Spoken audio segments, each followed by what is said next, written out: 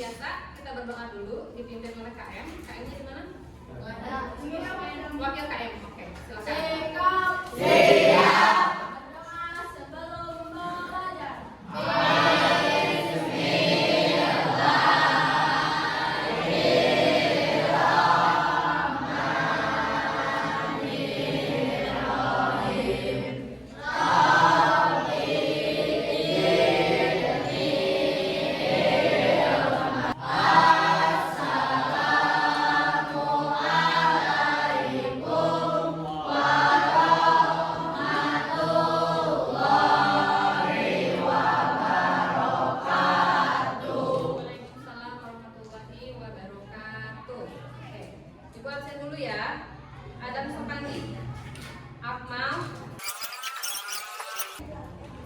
Oke, gimana? Sudah siap untuk belajar hari ini? Kalau sudah siap, buku catatannya udah dibuka. Kemudian alat tulisnya udah disiapkan. Bajunya dirapikan, ya. Tidak ada lagi yang pakai topi. Tasnya disimpan dengan baik.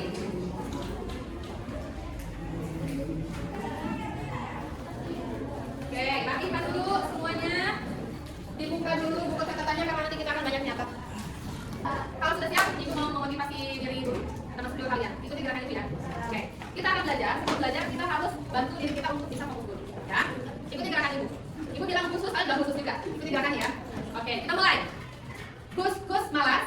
Kus malas. Kus nyantuk. Kus nyantuk. Kus ngobrol tidak penting. Kus ngobrol tidak penting. Itu yang harus kalian buang. Kus semuanya. Sekarang begini. Apa yang Ibu bilang, ikuti dengan dua tepukan seperti ini. Ini Ibu bilang. Oke, apa yang Ibu bilang kalian ikuti dan ucapkan dengan memejamkan mata. Oke, setiap ada ucapan maka kalian tepuk dua kali seperti ini. Oke, siap? Saya hebat. Saya hebat. Saya fokus. Saya fokus. Saya semangat. Saya semangat. Saya pasti bisa. Saya pasti bisa. Oke, buka matanya. Kita sekarang akan belajar dengan fokus. Kita masih berada dalam pembelajaran coding dan kata. Ya. Masih ingat materi sebelumnya? Kita ngapain sih waktu itu? Bikin game. Bikin deskripsi sederhana, kemudian kita terapkan di dalam Scratch, ya. Kemudian kalian membuat game sederhana dari petunjuk yang sudah diberikan, ya. Oke. Sedangkan materi hari ini adalah etika dan resiko kecerdasan aktivis. Tujuan pembelajarannya boleh dibacakan oleh Azril. Dibaca yang kencang. Peserta didik mampu memahami konsep dasar dan relatif. Peserta didik mampu memahami etika dan resiko penggunaan relatif. Peserta didik mampu menganalisis konten. Ini adalah tujuan pembelajaran kita hari ini. Kalian bisa paham apa itu kogeneratif, kalian bisa juga memahami apa itu etika dan resiko kogeneratif. Kemudian nanti kalian akan menganalisis di dalam KKPD tentang konten defect, ya. Aspek penilaian ada 3, seperti biasa, sikap, kelompok, dan keterampilan. Kalau di sini kamu bisa jawab, kamu jujur, kamu benar, sikap penilaiannya. Kalau kamu nanti berkelompok, pembagian tugas, kemudian berkolaborasi, itu di situ sikap kelompok namanya. Kemudian keterampilan, ketika kalian menyelesaikan KKPD, apakah benar atau salah? Nah, itu dinilai dari keterampilan. Kita akan melakukan pretest dulu. Silakan buka di tab yang baru, wayground.com/join. Silakan. Dibuka di Chrome-nya, Google Chrome. Silakan kerjakan menurut yang kalian tahu, ya.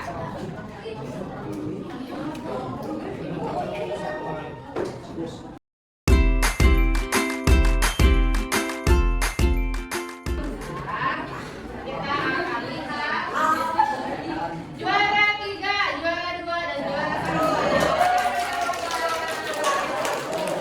Ini adalah hasil pretest. Tidak menentukan hari ini kamu sudah hasil apa, tapi hari ini kamu punya kemampuan segitu, ya. Harapkan nanti ketika proses nilainya semuanya bagus, oke? Oke, kita akan membaca materi pada hari ini. Boleh dibuka di halaman blog pratiwi.k.blogspot.com di tab yang baru. Tab yang baru.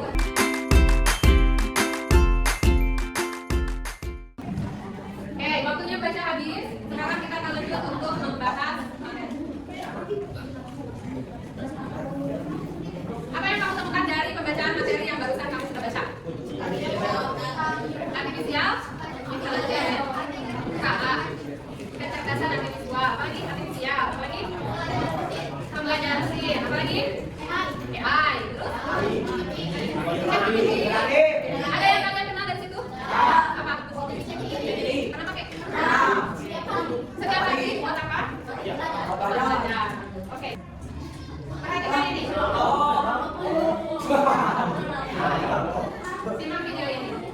Oke,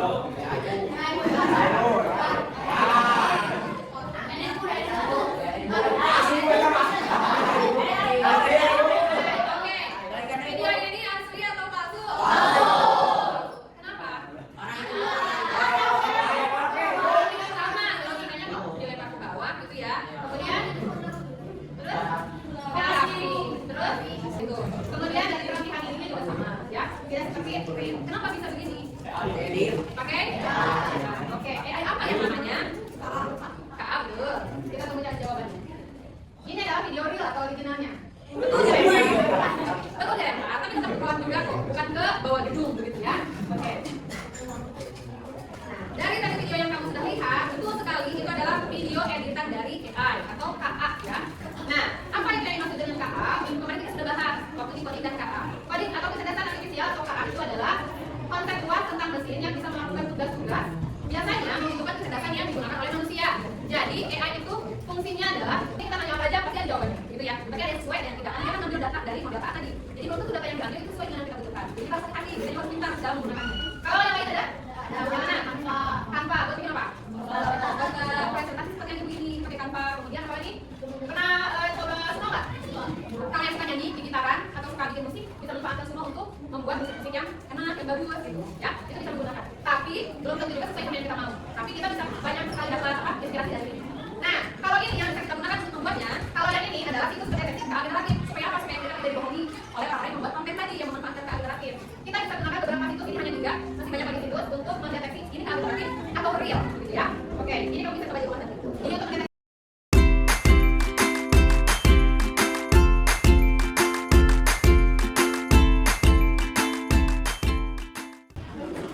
Oke, kita main tebak-tebakan dulu. Dari apa yang kamu sudah bahas tadi, ya, tentang bit, kemudian keageratif. Kita tebak-tebakan dulu. Kira-kira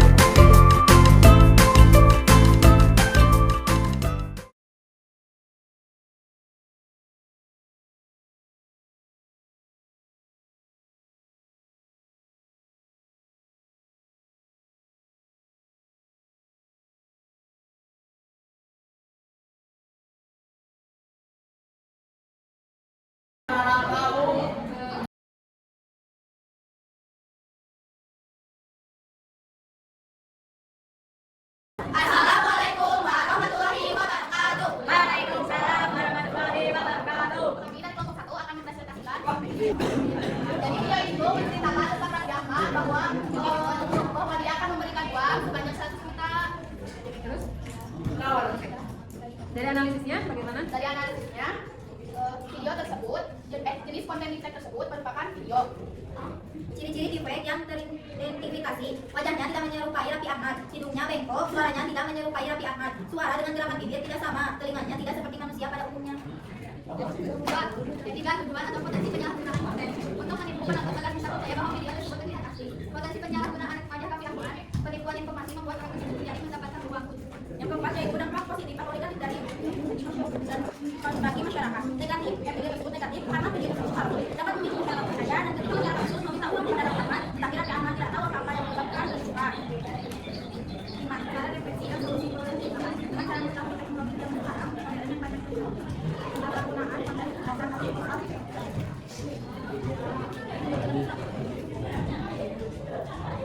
Nah, apakah keterkaitan antara etika dan resiko dalam penggunaan Kejujuran dan originalitas dan kepemilikan wajah Raffi Ahmad, resikonya pelanggaran privasi karena menggunakan wajah Raffi Ahmad. Demikian dari kelompok kami. Wassalamualaikum. Assalamualaikum warahmatullahi wabarakatuh. Waalaikumsalam warahmatullahi wabarakatuh. Kami dari kelompok 2 akan mempresentasikan LKPD.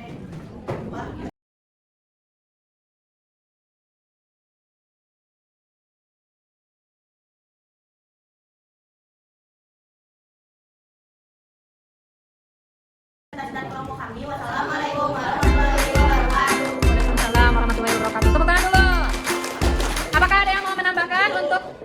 untuk yang kedua. Silakan berdiri, kemudian bacakan. Hasil analisis.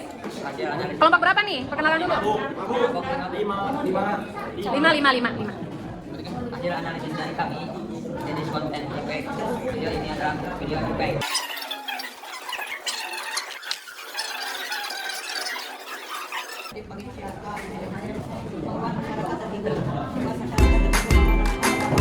Oke.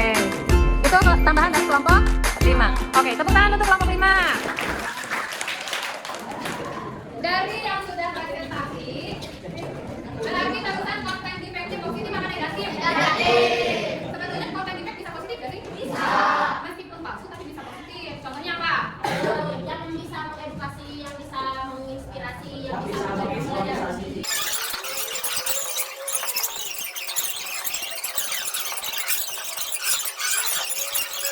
Resikonya bagus atau negatif? Bagus.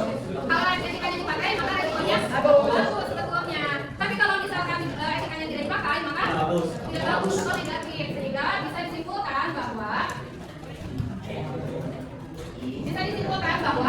etika itu adalah fondasi penting untuk memastikan bahwa kecerdasan artifisial ini digunakan untuk kebaikan dan memberikan manfaat bagi seluruh umat manusia. Dengan memahami dan menerapkan prinsip-prinsip etika yang bertanggung jawab, maka kita dapat menavigasi atau mengarahkan ini arahnya mau negatif atau mau positif, begitu ya. Kemudian kita juga bisa meminimalisir resiko yang jelek seperti yang tadi. Ibu berharap apa yang kamu pelajari hari ini di sini itu bisa kamu share kepada teman-teman atau teman-teman atau kepada siapapun lain yang memanfaatkan untuk yang AI ini. Dan banyaknya yang tertipu adalah ibu-ibu yang belum paham akan AI ini. Makanya kita yang harus share kepada mereka supaya apa yang kamu dapat ini bermanfaat, gitu ya. Kemudian memaksimalkan manfaat kamu persiapan yang baik.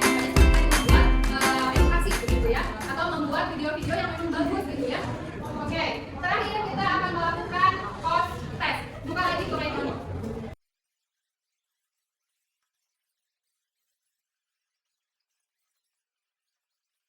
Kita akan mengisi referensi.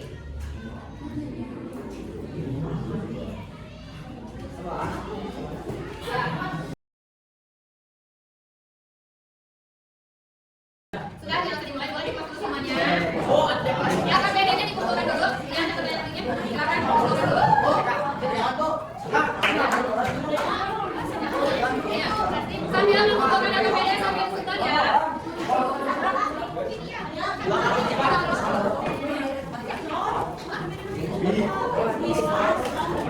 Oke, silakan duduk. Silakan duduk dulu sambil beres-beres.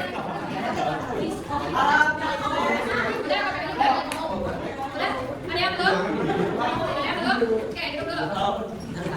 Oke, untuk minggu depan, materi untuk minggu depan, kita akan membuat konten, kemudian kita juga akan berkomunikasi dengan kecerdasan artifisial, ya. Jadi minggu depan. Sekarang sambil beres-beres, lihat dulu bajunya keluar, nggak ada yang berantakan.